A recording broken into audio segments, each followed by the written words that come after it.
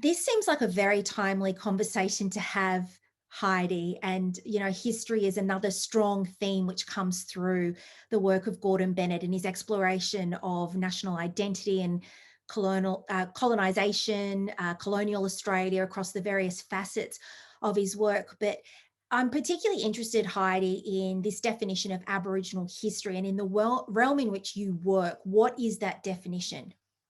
Oh, hi, Rhianna. Thanks for having me, and my respects and acknowledgement to the traditional owners of this land, where I am in Sydney, Gadigal peoples. In thinking about a definition of Aboriginal history, that's kind of a tough one. I like that you've opened with that question. So you could say, if we think about the history of Aboriginal history, what we would say is, and again, I come to this in part because I've been in the university system now for more than 20 years. Pretty much my first and only job was at the University of Technology, Sydney. I'm still here.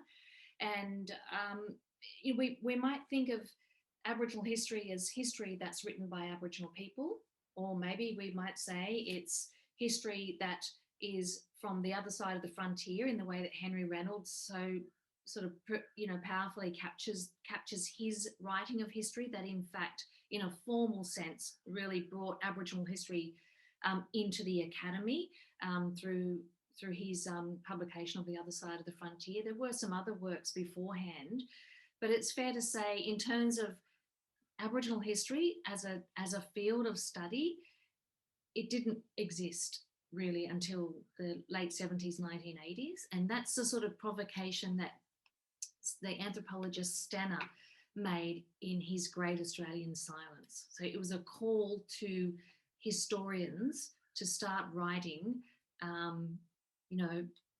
about a different view, a different window, to take a different view, to adopt a different standpoint in the sort of histories that they were writing. So the Australian history, certainly the stories of my family and your family, Rhianna, were relegated to footnotes, literally.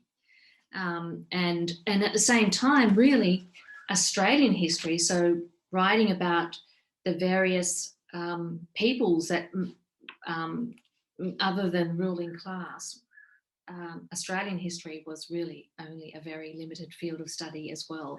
Most of the history about Australia was really still had an eye towards the empire. It was still very much under the cloak of the British Empire. So the idea of Australian history is also new, and Aboriginal history as a field of study really comes about in the 1980s. And we might think of that as really, in terms of a definition, is a view of this place, of this country, that is from the other side. So Heidi, what has this body of work since the 1980s done, do you think, to the overall discipline of history, in your opinion? Yeah, so one of the things that has happened, just if we limit this to thinking about what has happened in terms of a body of work, so the publication of work, say the Journal of Aboriginal History, and I'm really mindful as I say this, I don't think history begins and ends in the academy. In fact, the academy, universities, and even museums and archival institutions, generally speaking, are behind what is happening at a more organic level, at the community level. And, that's something I hope we might have a chance to think about some more. But I think it's fair to say that as Aboriginal history, if we think about those early mostly male historians, not exclusively, and certainly the journals like that one at the ANU that I mentioned that started publishing work on Aboriginal history, I think what came hot on the heels of this field of study was actually a massive disruption. And I know that's the title of Gordon Bennett's work that I guess we'll come back to, but really the writing of Aboriginal history caused such chaos in the history discipline that it's only really just sort of been the wounds have only really just started to ease in the discipline history. So we think about the characterisation of the history wars, the characterisation of that at that time during the 1990s. Certainly they coincided with the election of the Howard government. They were those debates came to be really polarized. So it was a white blindfold or black armband.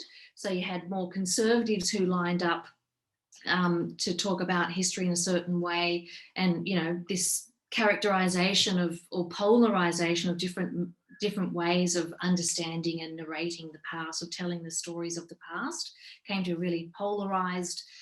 There were these very ugly and unedifying debates about the nature of evidence, contesting oral history, and certainly contesting the lived experience of Aboriginal people. So that was extremely unedifying, and it really shook the history discipline, created divisions within faculty, certainly caused enormous hurt for the people whose stories were being put under the blowtorch. So Heidi, I mean, how was Aboriginal history written about in academia before this disruption? Well, you were largely absent, and so relegated to footnotes. The historian Anne Curthoys did a really interesting survey of Australian history texts and showed that most of the history texts that were circulated in Australian schools literally relegated Aboriginal people, Aboriginal and Torres Strait Islander people, to footnotes. And so as this, at Stanner's kind of encouragement to lift, to expose this great Australian silence, we can consider that most of the knowledge about Aboriginal and Torres Strait Islander people really was the work of anthropologists. And anthropologists were largely focused on, they were looking north, so they were looking to who they characterised as traditional oriented people, and they were thinking about documenting lives that would otherwise be not known into the future. And so the challenge was for historians to develop new ways of understanding the past. And what we can see there is some really creative ways of reading across the archive. So reading archives, this incredible body of archives, reading across the archives at the silences, the gaps, gleaning from those archives, important information, sure, that's buried within a very colonialist and sometimes downright rude and disrespectful narrative of observations and so forth, but reading against the grain, the incorporation of multiple sources of evidence, so oral histories, certainly, histories from below, histories of people who are, for the most part, don't write journals and don't necessarily have the same sort of archive in their family histories of documents, but certainly a creative use of the archive. I don't mean creative as in creative practice, but a process of reading across the grain. So rather than accepting words words on a page, rather understanding the context. So this is a kind of influence of the cultural turn as well. So starting to read context, and as I mentioned, the silences and the gaps in that knowledge. And we see in more recent time that Aboriginal worlds have not only shaken the discipline of history and provoked a different historiography, so different methods, different ways of going about writing this, but it also, Aboriginal worlds also contest the idea of history beginning with the written word, or what exists on the page. And we now think, say, about environmental history and deep history that goes back, can tell stories over much longer periods of time, and even perhaps the use of DNA and other scientific evidence that allows for stories to be told over much longer time periods than say, an acceptable modern history or ancient history. So just to think about that, the sort of provocation of Aboriginal worlds, say, to talk about ancestors over thousands, many thousands of generations, or to think about evidence that takes a form um, of scar trees or canoe trees, and the art that is depicted in caves or on rock surfaces. So there's a new way of thinking in collaboration with other disciplines, so in the sciences and across the social sciences, to tell stories of the past that are actually over much bigger time frames. And this is the kind of provocation and contestation and disruption that Aboriginal worlds have posed to history and indeed to many disciplines. So Heidi, it wasn't just about, I suppose, the way that we were written about that was changing, but also what information was, as you said, they're gleaned from the archives and the different ways that I suppose Aboriginal and Torres Strait Islander people have approached their own history even. Yeah, I think that's a good point, because one is that how can you see yourself in history when you're invisible, you're made invisible within that. But of course, stories of place, stories of family. So within families there's an enormous amount of history that circulates on an everyday basis. So think about even small stories of your nan telling you about when she grew up, and say I'm just thinking of my nan explaining stories of setting rabbit traps during the Depression. And she was, I remember one time, and so quite often older people will tell you stories in situ. So they'll tell you stories when there's other stimulus or in response to an event. So it's not, like historians might go into the field and ask questions, or it's this question and answer. But in actual fact, histories outside of perhaps these more big H histories, they operate in a different way, and it's about spending time with someone and someone's sharing stories. And so I just sort of remember my nan telling me she actually grew up at a place called St. Pat's in Armidale. She spent a bit of her early years of her life, and she told me stories about them going out setting rabbit traps, but then of course having to get out very early in the morning to retrieve the traps, which would have been hell in a place like Armidale that gets high country, it gets very cold. So I remember her explaining the elaborate mechanism to set the traps, and we only came to that because we were in Barradine at the there's a forestry centre there, and there was a trap in there in the display cabinet. So then she started talking about this, and then we went on for quite a long time talking about these experiences she had. So that may not pass as history as such, but they're really important stories within my family, within our story. So, within our sort of family history, if you like. So history takes a lot of history can be seen in I guess at a lot of different layers. And I think that's one thing Gordon Bennett does in his work, and what I found really fascinating about looking through his body of work is how he drew influences from a range of places, and he was exploring his own identity, and then thinking about when he's saying I am Australian, I am in sort of this idea of existence. And he he maps that idea of becoming an identity at the very personal level, at a more family level, and at a national level, and thinking about debates around national identity and debates around the nation in that work, certainly after 1988 in his work that's on display at the gallery now. So I think I'm kind of flagging some of these points because I don't want us to think about history just as something that has been done in the academy.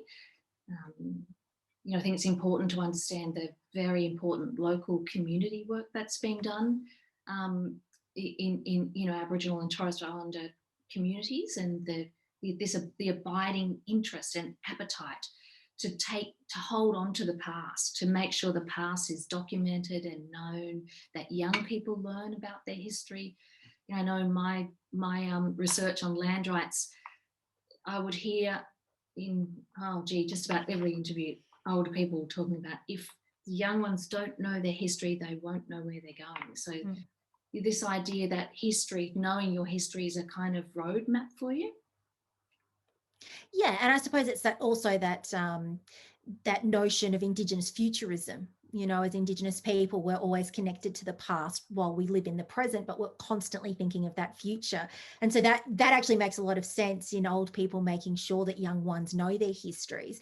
And I mean, if we look at histories and the way that histories have been recorded traditionally, but even now, I mean, Aboriginal and Torres Strait Islander histories continue to be told through story and through dance. And I wonder how history and, you know, when you're talking about those different layers, about the place of performance and its link to history, and particularly Aboriginal history. Yeah, my sort of the history work that I've done is about land rights, and I also did some work around writing up the history of the New South Wales Aboriginal Rugby League knockout. So I've been less focused on the performing arts. But one thing I would say is that in looking at the history of land rights activism, is that, you know, there was a really significant moment of becoming, I think, in the land rights protests. And whereas and a lot of people explained this to me in doing the field research in the interviews, whereas say there was a borrowing of say black power and a kind of temporary, only slight kind of take up of Black Power and Black Panther. What was being explored was a cultural revival, and so quite a few people explained to me that they were also undergoing a kind of decolonization of the self. So this idea of transitioning from thinking of yourself defined by your mission or reserve, where you came from, which, you know, is an important and abiding identity, to thinking about yourself in terms of the nation, you know, where you come from and your language group. And so that cultural fluorescence, I guess, was taking place. It was informing activism, and we can see creativity as a really important part of that. So, you know,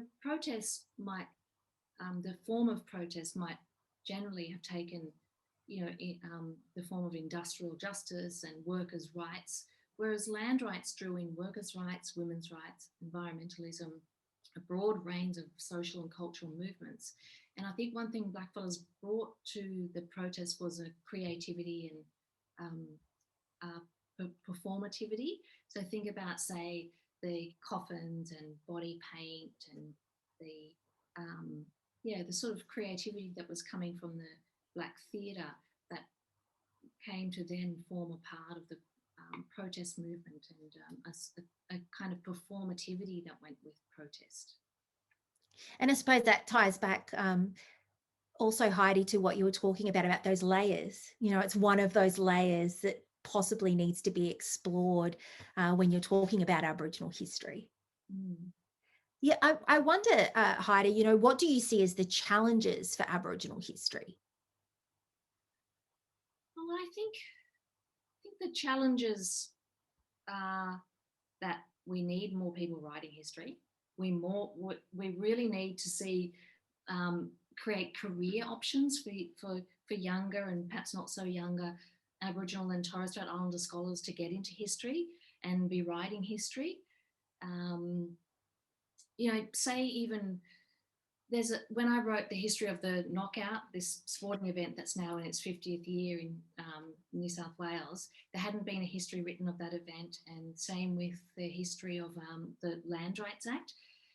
There is a cliche that we're researched to death, but in actual fact, there's loads of work to be done. And a lot of that is some great history work, local histories.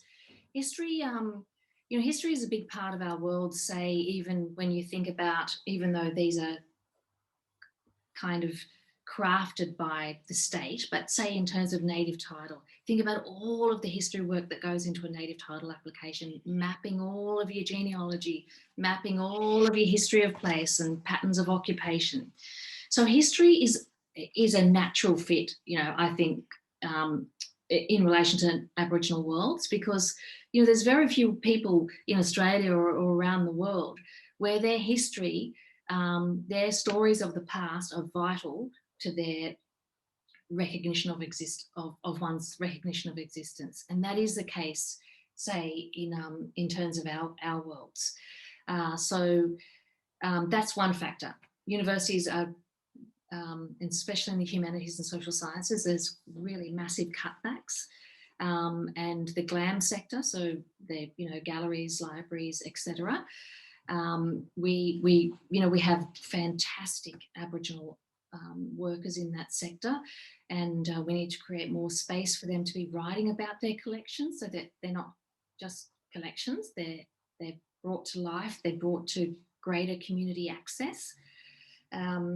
And in terms of the challenges, I think, you don't, we sort of, I think there is a little bit of an assumption, and that if you're an Aboriginal or Torres Strait Islander person, that Aboriginal and Torres Strait Islander history, and that's impossible. It is a discipline, and it's a big body of knowledge, and it requires you to go about some serious scholarly research in order to be a historian.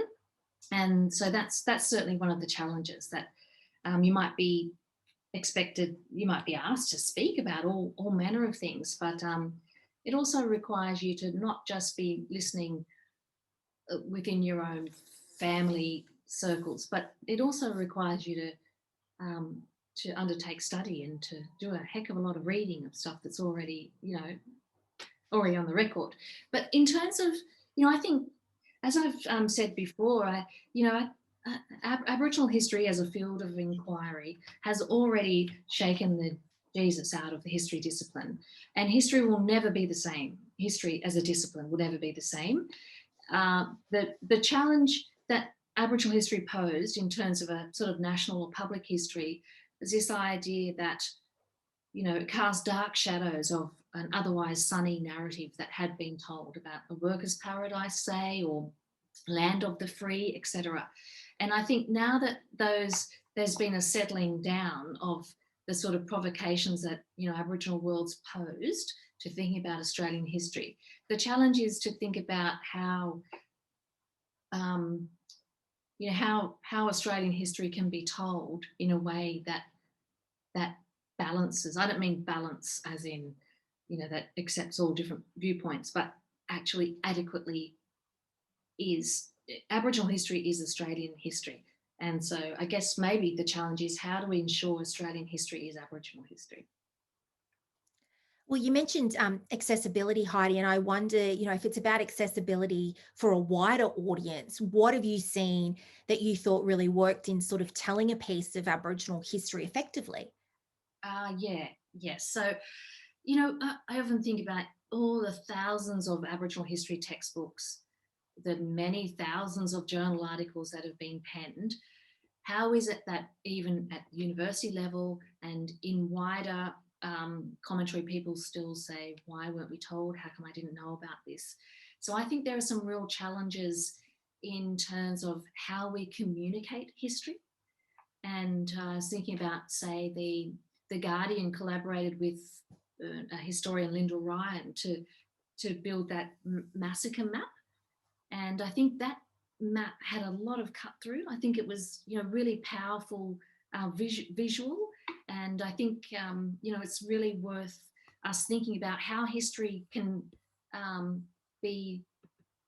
create effect, and how history can utilise social media and other platforms to really tell interesting stories and have that kind of cut through, and have that kind of short messaging. That goes against the grain for historians. Historians would be much more inclined to write at length and write kind of much more serious tomes. But I think popular formats for presenting stories of the past are really important, especially for young people who might gain some appetite for delving more deeply. So that massacre map is one example. I was just thinking even about today marks the International Day of commemorating the memory of the victims of the Holocaust, and how Jewish people have been quite, effective and staunch in not just ensuring that the atrocities of the past remembered, that there is memory of the past, but also to take that history to ensure that that doesn't happen again.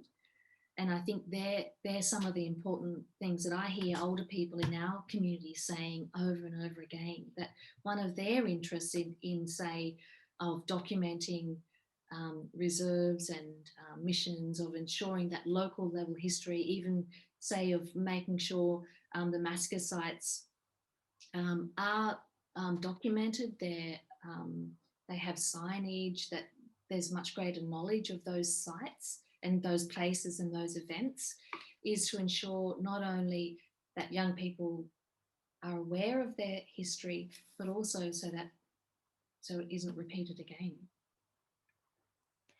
Heidi, I wanted to move on a little bit, not necessarily from history, but I wanted to know more about this idea of a national resting place and where that has come from and what that possibly could offer up in terms of accessibility in a way to Aboriginal history, and kind of understanding a little bit more of what we've been talking about, of what that place of a national resting place could be. Yep. So I did some work recently for AATSIS on a national resting place.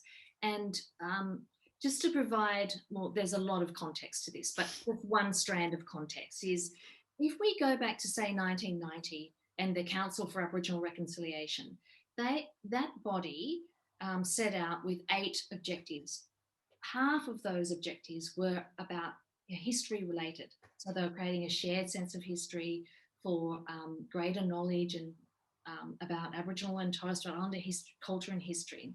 And if we think about, say, we jump to 2017 in the Uluru Statement, one of the key points that are raised there out of 3 points is truth-telling. And that was something of a surprise, that what Aboriginal and Torres Strait Islander people put forward as a key aspiration was for truth-telling. And that, we could say truth-telling is about more accurate and more honest account of the past. So that's history. That's the work of historians. And when the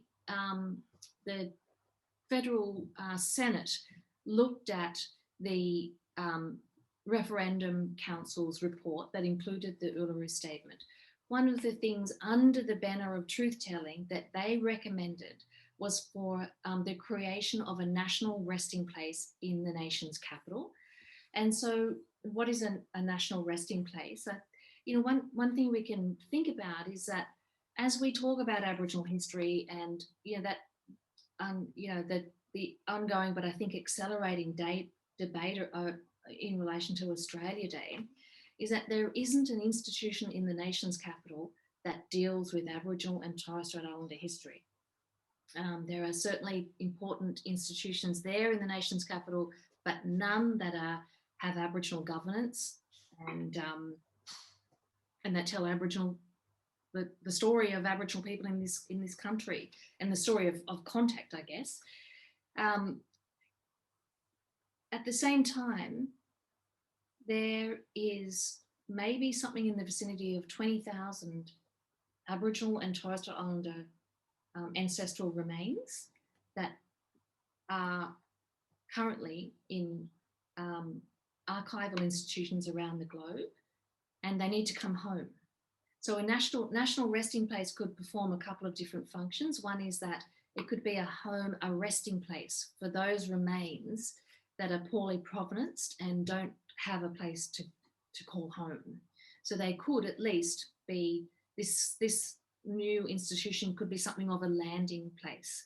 At the moment, a lot of where Aboriginal and Torres Strait Islander remains do come home from those institutions, which is a key objective. It has been for many decades.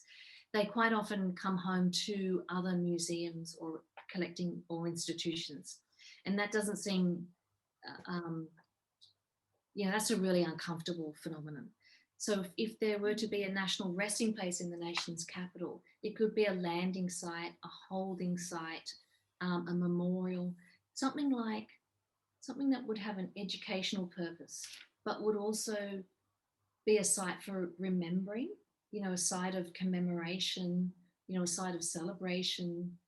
Um, saying, thinking about remembering and memorialization, we could think about the function of the tomb of the unknown soldier. So this could be a site for reflection, for thinking about the past, and also for reconciling all of those remains that are currently, scattered across the globe, from Mexico to Russia, certainly to Great Britain, and America and in Australia. So to provide a site that would allow us to care for those ancestors, I think would be really powerful. And it would also, there's the idea bones don't lie. So the return of those bones and putting them to rest, in lieu of them not being able to be returned home, I think would be a really important step in the truth telling. It will allow all Australians to understand the past. That included the theft of Aboriginal remains, for one thing, but also to commemorate and to think about our history in a deep kind of way. Heidi, do you think that the wider community understands, that history of Indigenous remains and how long that practice of taking Indigenous people for scientific research went on for? Oh, gee, it's a pretty gruesome history. I think, I think it's important that we do understand not just the practice of taking Aboriginal and Torres Strait Islander remains. That's one thing, and for me as a scholar in this area, I think what a focus on the taking of Aboriginal remains really brings to the fore how ideas, ideologies, discipline, they colluded in such a powerful way from the arrival of Captain Cook in the late 1700s through to the 1950s. Aboriginal remains were taken.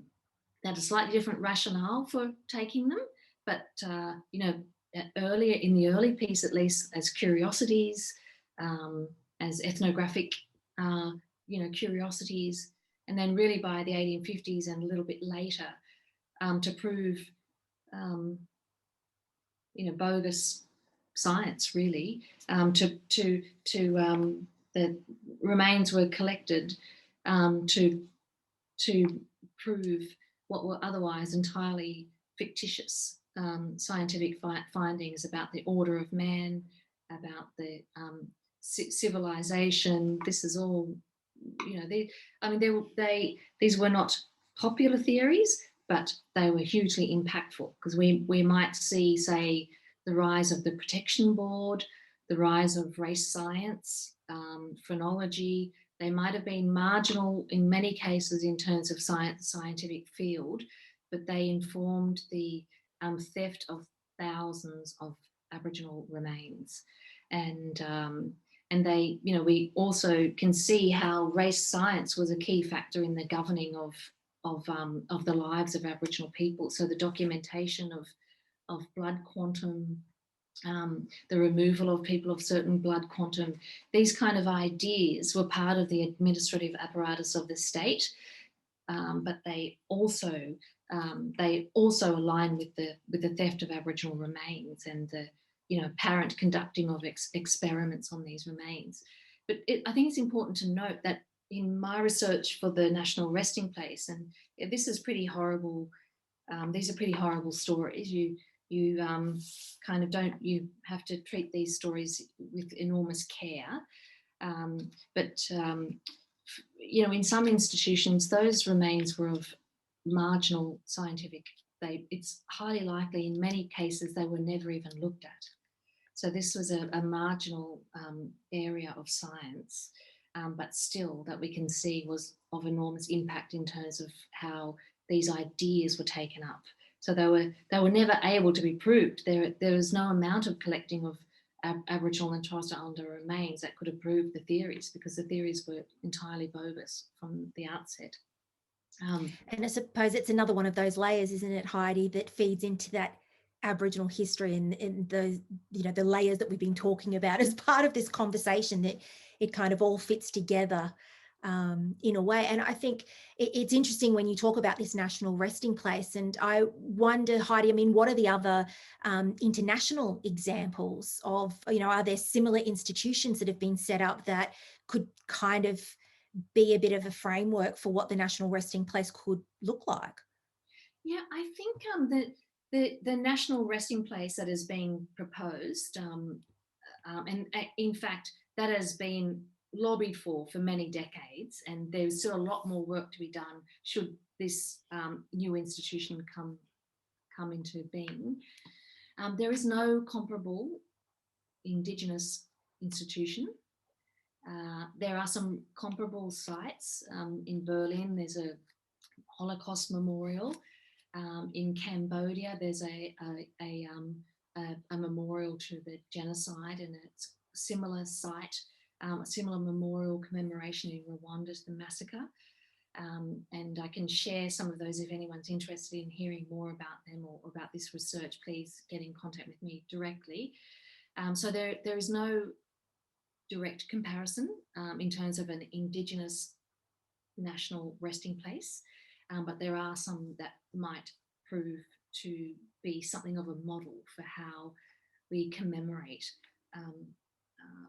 this ancestral remains, the return of ancestral remains, how we care for those. But there's a lot more work to be done. But I think in thinking about truth telling and disrupting histories, one of the things that reveals itself, I think, in thinking about the role of scientists and the role of Western science and even Enlightenment thinking is how the history of ideas actually are really confronted and contested by Aboriginal worlds.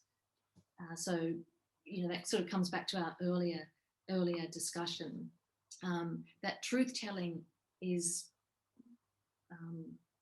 it's a really powerful force. It requires, truth telling really shakes institutions. It shakes the history of how institutions have gone about things, whether it be museums or archival collecting institutions, or whether it's the scientists who were part of these expeditions, for instance. So, I think we're sort of in the shadow of Gordon Bennett's work and disruptive histories, disrupting history and disruptive narratives. He was so provocative in the work he produced, and I think one of the things I've took from his work also is that some of the work he produced when he was overseas, when he was outside of the country, looking back, and I think that sometimes in order to disrupt these narratives, you need that kind of perspective.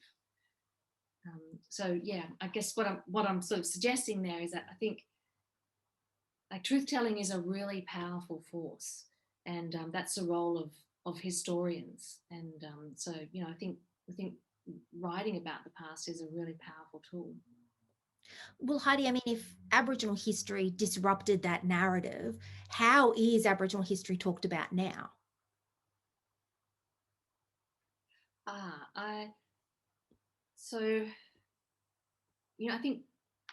I think there's two things. One is that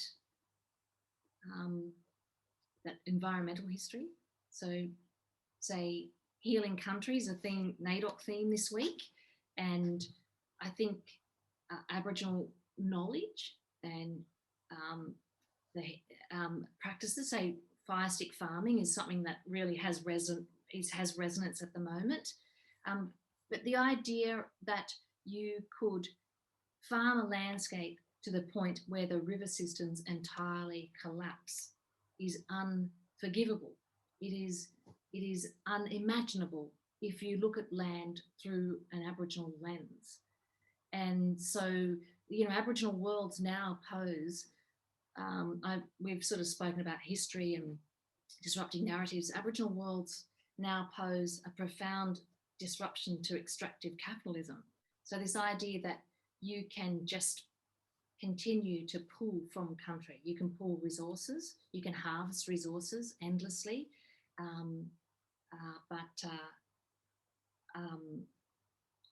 So that the kind of environmental destruction that is now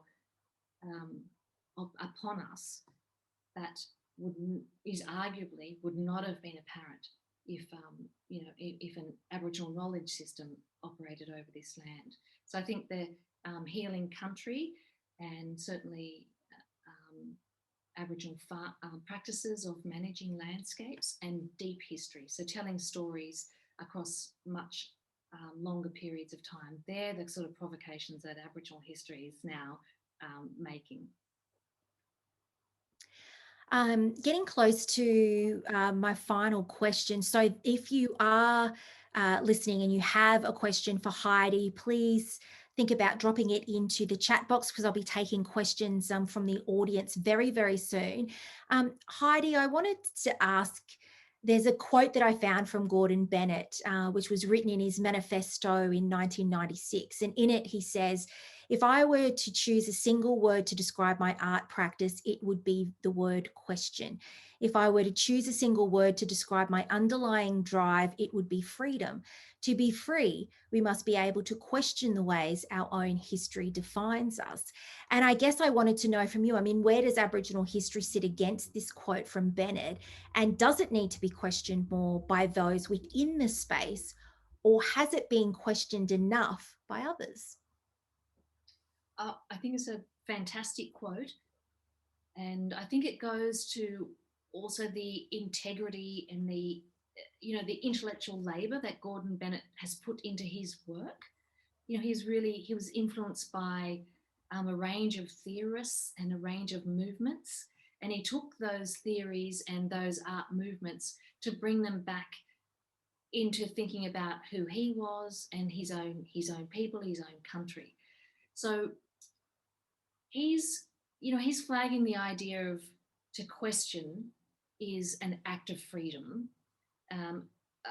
He's and I think we're dealing with this so-called post-truth world, and we've probably, I think many people have looked on at the Donald Trump presidency and others around the world, this rise of a popular leader, and where truth seems to be has become very malleable. And I think there is we see this ability, like we've seen in the past, the ability to arouse sentiment and to create division. And I think what Gordon is saying is someone who has been an outlier. He sees himself as someone who has had a critical view by virtue of being an outlier. That question and critical thinking, critical engagement is absolutely central to freedom. So we might say, pick up his work in thinking about ways of interrogating the self, of interrogating interrogating the world around us, and thinking about broader context to come up, to arrive at a truth that we are comfortable with. Heidi, just for Patrina has just asked if I read that quote again. So Patrina, I'll read this quote again for you. From Gordon's manifesto from 1996. He said, "If I were to choose a single word to describe my art practice, it would be the word question. If I were to choose a single word to describe my underlying drive, it would be freedom. To be free, we must be able to question the ways our own history defines us." I hope you got it that time, Patrina, and I'm quite happy to give that quote again. I think I have a question here from Peter, and Peter says, "What more can we all do to disrupt the narrative in supporting the Uluru Statement from the Heart for the much needed reforms this year in 2021? Well, I guess with the Uluru Statement from the Heart, what did it call for? Truth-telling about our history, for a mechanism for agreement making, and for voice. And so I guess all of those things would are in one way or another are about shifting the national political discourse. So it's saying, how can you pass laws, develop policy, allocate budget without Aboriginal views informing that decision making? And so that's what a voice within the decision-making process would be. How can a government rule and make decisions on behalf of a people without adequate consultation, without adequate feedback, without adequate involvement? So the idea of a government exercising rule over a people is disrupted by the kind of ideas that are being proposed in the Uluru Statement from the Heart and the Referendum Council, and that form the basis of recognition through those various constitutional change discussions. So just to very briefly, I guess, in our field, say in history, and even the role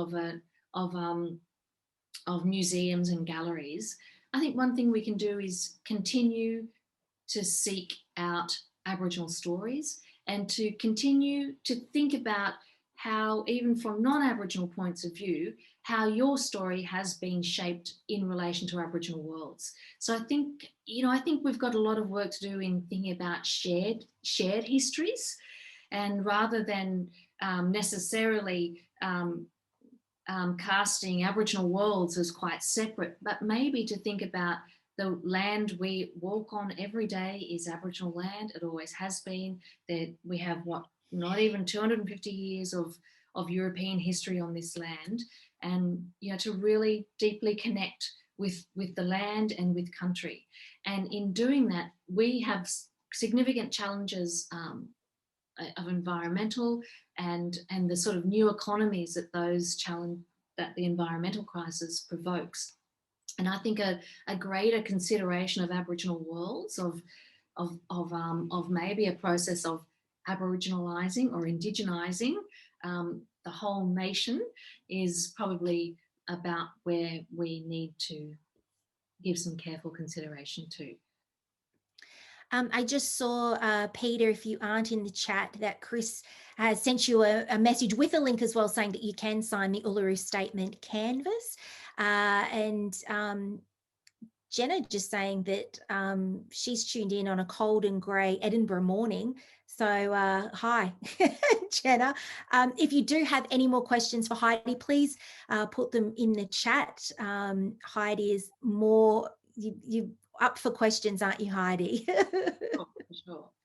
And if you are looking for that, the massacre map that Heidi mentioned, I'll also put a link in the chat to that so that you can check out that work from The Guardian and the historian that they worked with. And it's also a map that I think, Heidi, from memory, they are updating as new information comes in. So they are still sourcing things. So it is a live and breathing map that you can check out.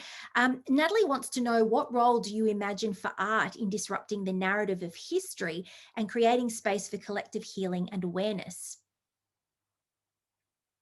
Oh, gee. I mean, well, aside from, an enormous role, I was just, I've been reading The Yield by Tara June Lynch, and I think there's such a phenomenal, in the last 30 years, or perhaps even more, phenomenal burgeoning of Indigenous art, literature, of creative works. And that has performed, I think, such a vital role in educating a wider community, but also in creating this space for Aboriginal and Torres Strait Islander peoples to explore, to explore stories of selves, and to think about how stories can translate to the performance arena. And even your own work, Rhianna, on radio as a journalist, in really sharing your life, with a bigger audience in such a generous way. So I think there's been some great work in the arts that's already been underway, and I suspect really where a lot more work does need to take place is in the media, in news reporting. Maybe it's not quite as exciting or not quite as sexy as the arts, but certainly, a recent work that we recently published a book that looked at 45 years of news media reporting. And one of the things we found there is that we looked at 10 events over those 45 years. Not one of those news articles was written by an Indigenous journalist. There were some opinion pieces, certainly, by people like Peter Yu and Noel Pearson and Marcia Langton. But really, there was an incredible gap in terms of the authorship, but more so, what we noticed, what we concluded in that work, is that there was an inability across those 45 years of grappling with an Indigenous standpoint. So for the most part, the news media reported from a dominant white perspective. And what I mean when I say dominant white perspective is that they narrated those stories in terms of white mastery. So that's we don't have time to elaborate that work, but I'm suggesting I think there's some great work in the arts, and I see a really big gap in terms of news media reporting of Indigenous affairs. And Heidi, I think it's an interesting one too, and that question that Natalie poses in terms of art in disrupting the narrative of history, because I think sometimes having the message about our history come through art sometimes is, is kind of more palatable sometimes. And I don't like to use that word, palatability, but I think sometimes the message is not so confronting when it's in those different art forms, whether that's in dance, whether that's in a visual art piece, whether that's in poetry. I think there's a lot that you can say, particularly in those art forms, that maybe in a conversation like this, sometimes it can be confrontational for people if they haven't heard this before or if it's new information. Heidi, I think we are completely out of time, and I do want to thank everyone for their questions. And Professor Heidi Norman, thank you so much for chatting about disrupting the narrative, particularly when it comes to history.